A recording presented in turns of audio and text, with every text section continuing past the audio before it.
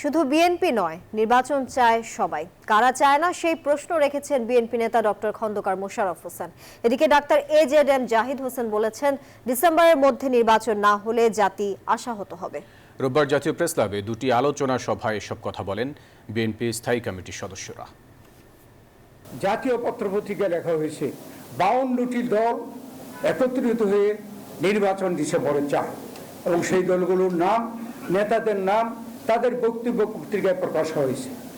এখন যদি প্রশ্ন উঠে যে আপনার উপরে যেখানে আমাদের এত বড় বিশ্বাস, আপনি কেন দেশের জনগণকে বা বিদেশের নাগরিকদের আপনারা কেন ভুল পথে পরিচালিত করবেন, কেনই বা আমাদের মধ্যে একটা বিভ্রান্তি সৃষ্টি করবেন? জাতি যদি আশাহত হয় তাহলে পরবর্তী পরিস্থিতির দায় আপনারা যারা আজকে চেয়ারে বসে আছেন তাদেরকেই নিতে হবে। কাজে সেই পরিস্থিতির যাতে উদ্রেক না হয়, সৃষ্টি না হয়, সেজন্য জাতি যেমন অনেক আশা করে আপনাকে দায়িত্ব দিয়েছে, আপনি নিশ্চয়ই সেই দায়িত্বশীল আচরণ করবেন,